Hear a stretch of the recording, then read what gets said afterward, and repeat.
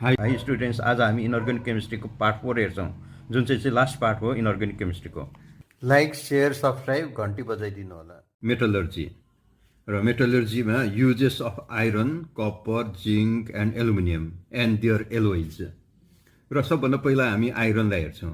Modern सिभिलाइजेसनमा सबैभन्दा ज्यादा चलाउने मेटल नै आइरन हो र यसको भेरियस टाइप्स अफ आइरनलाई हेर्छौँ। सबैलाई हामी कास्ट आइरनको युज हेर्छौँ। कास्ट आइरनलाई फन्ड्रिजमा मेटल अब्जेक्ट्सलाई कास्टिङ गर्नको लागि चलाइन्छ।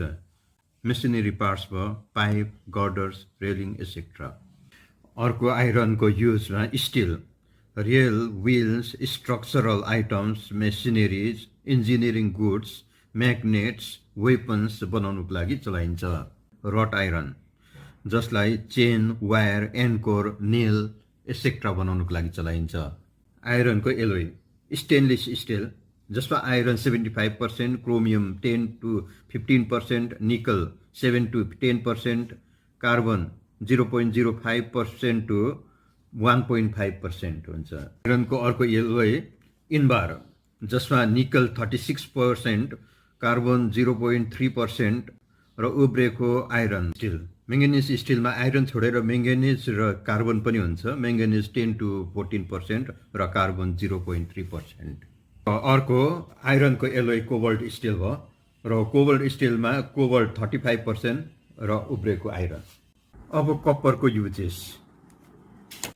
कप्परलाई ज्यादा जस्तो electrical wires, conductor, switches, plugs बनाउनुको लागि चलाइन्छ। 2 नम्बरमा कप्परलाई कोइन बनाउनुको लागि पनि चलाइन्छ। कप्पर पाउडरलाई बोइलर, वाटर बाथमा क्याटालिस्टको लागि पनि चलाइन्छ। नम्बर 4 मा कप्परलाई युटेन्सिल, स्कल्पचर्स बनाउनुको लागि चलाइन्छ। अब कप्परको एलोय। नम्बर ए मा ब्रास, जसमा कप्पर 70%, जिङ्क 30% हुन्छ। नम्बर बी मा कप्परको एलोय ब्रोन्ज, जसमा कप्पर 92% र टिन 8%। कप्परको अर्को एलोय नम्बर सी मा जर्मन सिल्भर, जसमा कप्पर 50%, जिङ्क 30% र निकल 20%। त्यसपछि आउँछ अब जिङ्क। जिङ्कको युजेसहरू। गोल्ड र सिल्भरलाई साइनाइड प्रोसेसबाट एक्सट्र्याक्ट गर्नको लागि चलाइन्छ। नम्बर 2 मा जिङ्कलाई ब्याट्री, इलेक्ट्रोकेमिकल सेलमा इलेक्ट्रोड्सको रूपमा चलाइन्छ र त्यसपछि ग्याल्भनाइजेसन गर्नको लागि चलाइन्छ। ल्याबोरेटोरिजमा रिड्युसिङ एजेन्टको लागि पनि जिङ्कलाई चलाइन्छ, जसमा जिङ्कलाई पाउडर बनाइन्छ। त्यसपछि रिड्युसिङ एजेन्टको रूपमा चलाइन्छ। नम्बर 3 मा जिङ्कलाई व्हाइट पेन्टको लागि चलाइन्छ। भेरियस एलोइजको लागि पनि चलाइन्छ। अब zinc alloy. Number A brass, zinc 30%, copper 70%। Number B Dutch metal, copper 80%, zinc 20%। Number C German silver, copper 50%, zinc 30%, nickel 20%। D delta metal, copper 55%, zinc 41%, iron 4%। हेर्छौँ aluminium. Aluminium light weight metals हो, having electrical and thermal conductivity. अब एलुमिनियमको uses. Number 1 मा एलुमिनियमलाई सेट्सको रूपमा रुफिङको लागि चलाइन्छ। त्यसपछि एरोप्लेनको, अटोमोबाइल्सको bodies बनाउनुको लागि, कुकिङ युटेन्सिल्सको लागि, इलेक्ट्रिकल वायर्स एसेट्राको लागि चलाइन्छ। 3 मा aluminium chromium, manganese metal thermite प्रोसेसबाट एक्सट्र्याक्ट गर्नको लागि चलाइन्छ र ल्याबोरेटोरिजमा रिड्युसिङ एजेन्टको रूपमा पनि यसलाई चलाइन्छ। नम्बर 4 मा एलुमिनियमलाई क्रस्ट कन्डिसनमा पेन्ट्सको रूपमा चलाइन्छ। अब एलुमिनियमको एलोय हेर्छौँ। नम्बर ए मा डुरालुमिन, जसमा एलुमिनियम 95%, कप्पर 4%, म्याग्नेसियम 0.5% र म्याङ्गनिज 0.5% हुन्छ।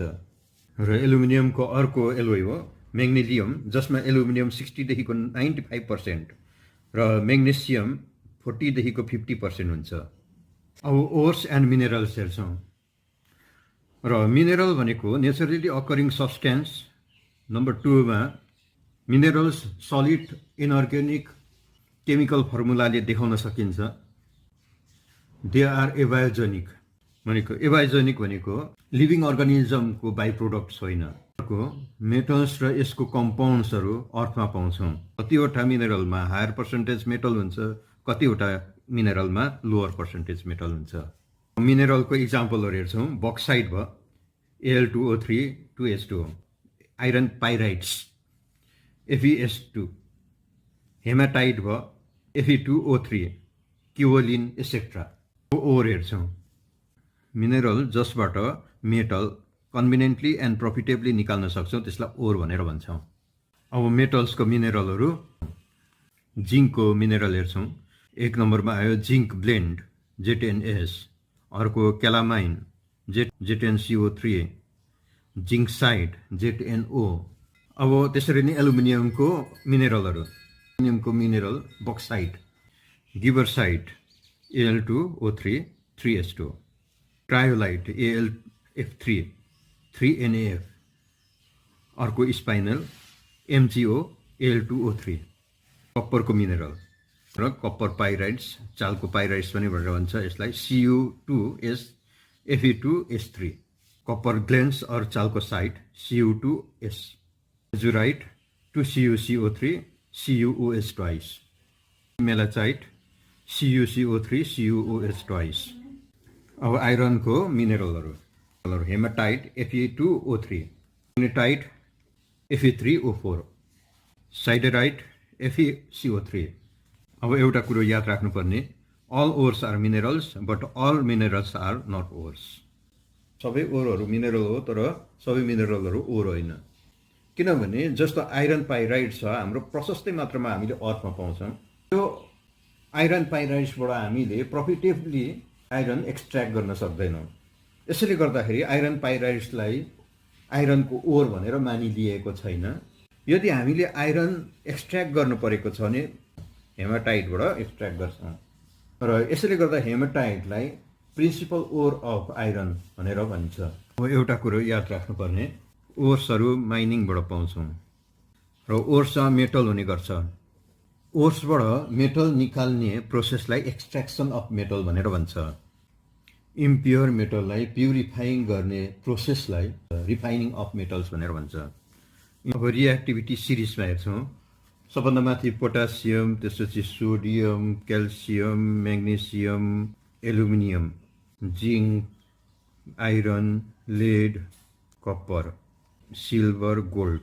सबभन्दा माथिको मेटलहरू जुन चाहिँ छ reactive, moderately reactive, less reactive. Lower position of metal in a reactivity series less chemically active. जति मुनि छ त्यति नै लेस रिएक्टिभ हुन्छ, जति माथि हुँदै गयो त्यति नै त्यो एक्टिभ भएर react. Similarly higher the position of a metal more reactive it will be. जति जति माथि हुँदै जान्छ त्यति नै त्यो रिएक्टिभ भएर जान्छ। टपमा भएको मेटल्सहरू हाइली रिएक्टिभ हुन्छ। त्यसले गर्दाखेरि यी मेटल्सहरूलाई हामीले नेचरमा फ्री इलिमेन्ट्सको रूपमा पाउँदैनौँ। रिएक्टिभ सिरिजको बटममा भएको मेटल्सहरू लेस रिएक्टिभ हुन्छ। त्यसले गर्दाखेरि तिनीहरूलाई फ्री स्टेटमा पाउँछौँ, जस्तो गोल्ड, सिल्भर, प्लेटिनम एसेक्ट्रा। सिल्भरलाई फेरि हामी सल्फाइड र अक्साइडको रूपमा पनि पाउँछौँ। मेटल्स अफ हाई रिएक्टिभिटी जस्तो पोटासियम, सोडियम, एसेक्ट्रालाई एक्सट्र्याक्ट गर्नु परेको छ भने तिनीहरूलाई electrolytic reduction of their molten chlorides or अक्साइडबाट गर्छौँ। Electrolysis of molten metal chloride हेऱ्यौँ भने प्योर मेटल चाहिँ क्याथोडो बनिन्छ, क्लोरिन चाहिँ एनोडो बनिन्छ। अब क्याथोड रिएक्सन हेर्छौँ। सोडियम र इलेक्ट्रोन एड गर्दाखेरि सोडियम मेटल बन्यो र एक्सेप्टेन्स अफ इलेक्ट्रोन भएको छ यहाँनिर, जसलाई चाहिँ रिडक्सन रिएक्सन भनेर भन्छ। त्यसरी नै एनोड रिएक्सन, यहाँनिर क्लोरिनमा इलेक्ट्रोन अझै निस्कियो र यहाँ Cl2 बन्यो, डोनेटिङ अफ इलेक्ट्रोन्स भएको छ। यसले गर्दा यसलाई अक्सिडेसन रिएक्सन भनेर भन्छ। त्यसरी नै मोल्टन मेटल अक्साइड्सलाई इलेक्ट्रोलाइज गरिदियो भने प्योर मेटल चाहिँ क्याथोडो बनिन्छ र अक्सिजन ग्यास चाहिँ एनोडो बनिन्छ। Aluminium is highly reactive metal हो। त्यसले गर्दा मोल्टन एल्युमिनियम अक्साइडलाई हेऱ्यौँ भने क्याथोड रिएक्सनमा हेऱ्यौँ भने एल्युमिनियमले 3 वटा इलेक्ट्रोन्स एक्सेप्ट गरेर एल्युमिनियम मेटल बनिएको छ र यसलाई एक्सेप्टेन्स अफ इलेक्ट्रोन्स चाहिँ रिडक्सन रिएक्सन हो। र एनोड रिएक्सनमा चाहिँ अक्सिजन जुन चाहिँ छ, अक्सिजनले फेरि इलेक्ट्रोन दिएको छ, यहाँ अक्सिजन मलिकुल बनिएको छ, यहाँ डोनेटिङ इलेक्ट्रोन्स र यसलाई अक्सिडेसन रिएक्सन भनेर भन्छ। र यहाँ हेऱ्यौँ भने प्योर एल्युमिनियम चाहिँ क्याथोडमा बन्यो, अक्सिजन चाहिँ एनोडमा बन्यो। Moderately reactive metals, moderately reactive मेटल्समा जिङ्क, आइरन एसेक्ट्रा पर्छ। यदि ती मेटलहरूका अक्साइड छ भने त कार्बन रिड्युसिङ एजेन्ट चलाएर मेटल एक्सट्र्याक्ट गर्न सकिहाल्छ। तर ती मेटलहरूका सल्फाइड छ भने सबभन्दा पहिला त्यसलाई सल्फाइड ओरलाई रोस्टिङ गर्नु पर्यो। Strong heating in excess air गरेर मेटल अक्साइड बनाइन्छ। मेटल अक्साइड बनाइसकेपछि त्यो मेटल अक्साइडलाई कार्बन रिड्युसिङ एजेन्ट चलाएर मेटल एक्सट्र्याक्ट गर्न सकिन्छ। यदि मेटल सल्फाइड छैन र मेटल कार्बोनेट छ भने मेटल कार्बोनेट ओरलाई सबभन्दा पहिला क्याल्साइन गरिन्छ strong heating in limited air. त्यसपछि मेटल अक्साइड बनिन्छ। त्यो मेटल अक्साइडलाई कार्बन रिड्युसिङ एजेन्ट युज गरेर मेटल एक्सट्र्याक्ट गर्न सकिन्छ। मोडरेटली एक्टिभ मेटल्समा हाम्रो जिङ्क आउँछ, आइरन, लेड, कपर, यो चिजहरूलाई एक्सट्र्याक्सन गर्नु परेको छ भने अक्साइड फर्ममा छ भने त्यसलाई सजिलैसित रिड्युस गर्छौँ कार्बनसित। यदि त्यो सल्फाइड फर्ममा छ भने त्यसलाई पहिला अक्साइड फर्ममा ल्याउनु पर्यो, जसले गर्दाखेरि चाहिँ रोस्टेड गर्छौँ। इन एक्सेस एयरमा हामीले स्ट्रङ हिटिङ गरेर त्यसलाई अक्साइड फर्ममा ल्याउँछौँ। यदि कार्बोनेट छ भने त्यसलाई हामीले क्याल्साइन गर्छौँ र अक्साइड फर्ममा ल्याउँछौँ। र क्याल्साइन गर्नु भनेको मतलब चाहिँ स्ट्रङ हिटिङ इन लिमिटेड एयरमा। पछि हामीले त्यसलाई अक्साइड फर्ममा ल्याउँछौँ। अक्साइड फर्ममा आइसकेपछि त्यसलाई कार्बनले रिड्युस गरेर एक्सट्र्याक्ट गर्छौँ। जस्तो कि जिङ्क कार्बोनेट क्यालामाइन, त्यसलाई क्याल्सिनेसन गर्छौँ। क्याल्सिनेसन गर्दाखेरि जिङ्कको अक्साइड बनिन्छ। जिङ्क अक्साइड र कार्बन डाइअक्साइड बन्यो। जिङ्क अक्साइडलाई फेरि हामीले कार्बनसित रिडक्सन गर्दाखेरि जिङ्क पाउँछौँ। त्यसरी नै अब यहाँनिर जिङ्क सल्फाइड छ। जिङ्क सल्फाइडलाई हामीले रोस्टिङ गर्छौँ। रोस्टिङ गर्दाखेरि जिङ्क अक्साइड बनिन्छ। जिङ्क अक्साइडलाई हामीले कार्बनसित रिडक्सन गरिएपछि हाम्रोमा जिङ्क बनिन्छ र कार्बन मोनोअक्साइड निस्किन्छ। आइरनलाई एक्सट्र्याक्ट गर्नु परेको छ भने हेमाटाइट चलाउँछौँ। हेमाटाइट भनेको आइरनको अक्साइड हो। आइरनको अक्साइडलाई कार्बनले रिड्युस गरिदियो भने हामीले आइरन पाउँछौँ। अब थर्माइट रियाक्सन हेर्छौँ। थर्माइट रियाक्सनमा डिस्प्लेसमेन्ट रियाक्सन हुन्छ। यसमा कार्बनको जग्गामा एल्युमिनियम चलाइन्छ र आइरन 3 र एल्युमिनियमको पाउडरलाई हामीले फायर क्लेमा हालिदिन्छौँ, जहाँनिर क्रुसिबल बनाइदिन्छ र त्यसपछि यसलाई म्याग्नेसियम रिबनसित इग्नाइट गरिदिन्छौँ। हेमाटाइट एल्युमिनियम पाउडरसित रियाक्सन भएपछि आइरन निस्किन्छ र एल्युमिनियम अक्साइड बनिन्छ र त्यसपछि त्यहाँ ह्युज एमाउन्ट अफ हिट निस्किन्छ र यो हिटको कारणले गर्दाखेरि आइरनलाई हामीले मोल्टन स्टेटमा पाउँछौँ। र यो मोल्टन स्टेटमा पाएकोले गर्दाखेरि यसलाई हामीले रेलवे ट्र्याक्स जोइन गर्नको लागि चलाइन्छ। मेसिनरी पार्ट्सहरू जोड्नको लागि पनि यो मोल्टन आइरन चलाउन सकिन्छ। मेटल्स अफ लो एक्टिभिटी, यस्तो खालके मेटललाई एक्सट्र्याक्ट गर्नु परेको छ भने सबभन्दा पहिला यस्तो मेटललाई रोस्ट गरिदिन्छौँ। त्यो मेटलको अक्साइडमा कन्भर्ट हुन्छ। स्ट्रङ हिटिङ गरेर रिड्युस गरिदिन्छौँ। त्यसपछि हामीले त्यो मेटल पाउँछौँ। जस्तो कि इक्जाम्पलको लागि सिनाबार, जसलाई मर्करी सल्फाइड पनि भनेर भन्छ, त्यसलाई रोस्ट गरिदिन्छौँ। रोस्ट गरिँदाखेरि मर्करीको अक्साइड बन्यो र यो मर्करीको अक्साइडलाई फेरि रिड्युस गरिदिँदाखेरि मर्करी बन्यो। Rusting of iron, job आइरनलाई moist एयरमा राखिन्छ, मोइस्ट एयरमा अक्सिजन र वाटर हुने गर्छ र अक्सिजन र वाटरको कारणले गर्दाखेरि आइरन रियाक्सन भएर हाइड्रेटेड आइरन अक्साइडमा कन्भर्ट हुन्छ। हाइड्रेटेड आइरन अक्साइडलाई नै रस्ट भनेर भन्छ। र यो रस्टको कारणले गर्दाखेरि जुन चाहिँ आइरन चम्किलो थियो, पहिला ब्रिटल थियो, यसको मेकानिकल स्ट्रेन्थ थियो र यसको मेकानिकल स्ट्रेन्थ पनि हराएर जान्छ, यसको ब्रिटलनेस पनि हराएर जान्छ। Mechanism of rusting, rusting of iron air र वाटर आइरनसित मिल्दाखेरि हुने गर्छ र यो रिडक्स रियाक्सन पनि भनेर भन्छ। फर्स्टमा आइरन आयनमा कन्भर्ट हुन्छ। आइरन 2 त्यसपछि आइरन 3 मा अक्सिडाइज भएर जान्छ। जब यो सल्युसनमा जान्छ त्यति बेला दुईवटा कुरो हुनसक्छ। कि चाहिँ एसिडिक सल्युसनमा जान सक्छ, कि चाहिँ बेसिक सल्युसनमा जान सक्छ। एसिडिक सल्युसनमा छ भने हाइड्रोजन आयनसित फेरि अक्सिजन मिलेर र इलेक्ट्रोन पनि मिलेर त्यति बेला वाटर बनिन्छ। अर्थात् हाइड्रोजनसित फेरि इलेक्ट्रोन मिलेर हाइड्रोजन ग्यास पनि बनिन सक्छ। र यदि यो एसिडिक छ भने चाहिँ, यदि बेसिक छ भने चाहिँ त्यति बेला वाटर र अक्सिजन मिलेर 4 इलेक्ट्रोन मिलेर त्यति बेला हाइड्रोक्सिल बनिन्छ, जुन चाहिँ एक्वास हुन्छ। रस्टिङ फास्ट हुने गर्छ क्लोरिन आयनको प्रेजेन्टमा। सी वाटरमा ज्यादा मात्रामा क्लोरिन हुने गर्छ, त्यसले गर्दाखेरि सी वाटरमा ज्यादा मात्रामा रस्टिङ पनि हुने गर्छ। Prevention of rusting, rusting of iron presence of water र अक्सिजनको कारणले गर्दाखेरि हुन्छ। यदि हामीले एयर र वाटरलाई आइरनसित कन्ट्याक्ट हुन दिएनौँ भने रस्टिङदेखिको जोगाउन सक्छौँ। एक नम्बरमा भयो painting of iron surface. Iron सर्फेसको वरिपरि हामीले जब पेन्ट गरिदिन्छौँ त्यसपछि त्यहाँ अक्सिजन र वाटर आइरनसित डाइरेक्ट कन्ट्याक्ट हुन पाउँदैन, त्यसले गर्दाखेरि रस्टिङदेखिको जोगिन्छ। 2 नम्बरमा ग्याल्भनाइजेसन। जब ग्याल्भनाइजेसन गरिदिन्छौँ आइरनलाई जिङको कोटिङले वरिपरि ढाकिदिन्छ, गर्दाखेरि आइरन डाइरेक्ट एयर र वाटरसित कन्ट्याक्ट हुन पाउँदैन, त्यसले रस्टिङदेखिको जोगाउन सकिन्छ। त्यसपछि युज अफ म्याग्नेसियम ब्लक।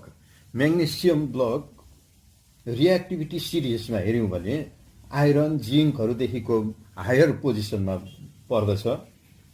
त्यसैले गर्दाखेरि आइरनसित म्याग्नेसियम ब्लक पनि हामीले राखिदिएको छौँ भने आइरनको जग्गामा म्याग्नेसियम ब्लक आफै नै रियाक्सन भएर आइरनलाई रस्टिङदेखिको जोगाउँछ र म्याग्नेसियम ब्लक आफै नै कोरोसन भएर जान्छ, त्यसले गर्दाखेरि आइरनमा रस्टिङ लाग्दैन।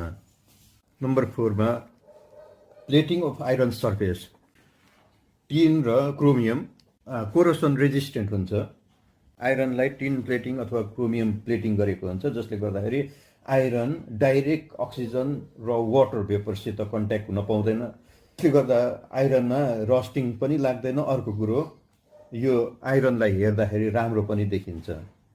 दिल्लीमा आइरन पिलर छ जुन चाहिँ यो 1600 इयर्स अगाडि बनिएको र अहिले पनि यो पिलरमा हेऱ्यो भने रस्टिङ भएको छैन। Corrosion of other metals and its health implication. यस्तो कोरोसन हुने आइरनमा मात्रै नभएर अरू मेटलहरूमा पनि हुने गर्छ, जस्तो एल्युमिनियममा, कप्परमा पनि हुने गर्छ। यसरी कोरोसन हुँदाखेरि त्यो मेटलको क्वालिटी बिग्रिएर जान्छ। एल्युमिनियमलाई नि मोइस्चर एयरमा त्यसै छोडिदिउँ भने त्यसमा थिन कोटिङ हुन थाल्छ एल्युमिनियम अक्साइडको।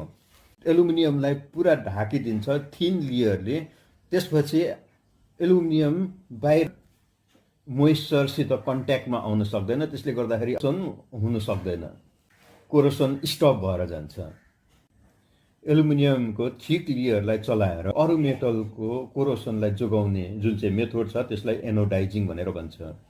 थिक लेयर एल्युमिनियमको निकाल्नुको लागि सबभन्दा पहिला एल्युमिनियमलाई एनोडको रूपमा चलाएर इलेक्ट्रोलाइटिक सेलमा डाइल्युट सल्फ्युरिक एसिडलाई चाहिँ इलेक्ट्रोलाइज्ड गरिदिन्छौँ।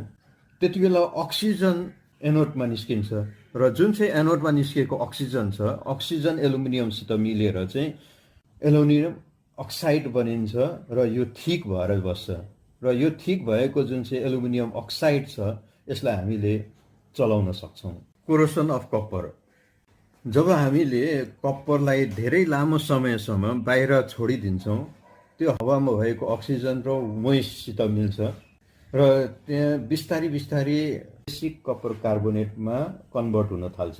ग्रिन कलरको हुन्छ, मेटल सर्फेसमा हामीले यसलाई पाउँछौँ। यो ग्रिन कलरको जुन चाहिँ कप्पर कार्बोनेट छ त्यसमा कप्पर कार्बोनेट कप्परको हाइड्रोअक्साइड हुन्छ र यो स्लो रियाक्सन हुन्छ। बेसिक कप्पर कार्बोनेट भएकोले गर्दाखेरि एसिडको सल्युसनहरू चलाएर यसलाई हटाइदिन सक्छौँ। यसले गर्दाखेरि कप्परमा भएको जुन चाहिँ कोरोसन छ त्यसलाई हटाउनुको लागि लेमनको, टमरिन्डको जुसहरू चलाएर हामीले कोरोसनलाई हटाउन सक्छौँ र कप्पर अरिजिनल कप्पर कलर ल्याउन सक्छौँ। Precautions in using utensils made of aluminium, zinc or copper. एउटा कुरो याद राख्नुपर्ने के छ भन्दाखेरि जब अर्ग्यानिक सब्सटेन्सेसहरूलाई हामीले एक्सपोज गरिदिन्छौँ र यसको एसिडिक नेचरको कारणले गर्दाखेरि एल्युमिनियम, जिङ्कलाई यसले एट्याक गर्छ र सल्युबल कम्पाउन्ड्स बनाइदिन्छ। त्यस्तै प्रकारले कप्परलाई पनि अर्ग्यानिक एसिडले एट्याक गरेर इन प्रेजेन्स अफ अक्सिजन र यसको कम्पाउन्ड बनाउँछ। एसिडिक फुड मेटेरियल्स जुन चाहिँ अमिलो किसिमको छ, साइट्रस फ्रुट्सहरूलाई हामीले एल्युमिनियम, कप्पर, जिङ्कको भाँडामा राख्नु हुँदैन, जसले गर्दाखेरि मेटल पोइजनिङ बनाउने काम गर्छ। Effect of presence of excess amount of aluminium, copper, zinc in human body. जिङ्कको कारणले गर्दाखेरि मान्छेको बडीमा nausea, gastric, ulcer, pancreatitis, anaemia हुने गर्छ। कप्परको कारणले गर्दाखेरि विल्सन्स डिजिज निस्किन्छ, results from abnormal copper metabolism. एल्युमिनियमको कारणले गर्दाखेरि एल्युमिनियमले हाम्रो शरीरमा भएको आइरनलाई हटाएर आफै बस्छ। हाम्रो एनेमिया, डिमेन्सिया र कोही बेला यसको कारणले गर्दाखेरि मर्न पनि सक्छ। एल्युमिनियमको कारणले गर्दाखेरि एल्जाइमर्स डिजिज हुन्छ, जुन चाहिँ ब्रेनको बिमारहरू हो। अब हामीले इनअर्गानिक केमिस्ट्री सक्यौँ र अब अर्को दिन आउँदाखेरि अर्गानिक केमिस्ट्री थाल्ने छौँ। लाइक, सेयर, सब्सक्राइब, घन्टी बजाइदिनु।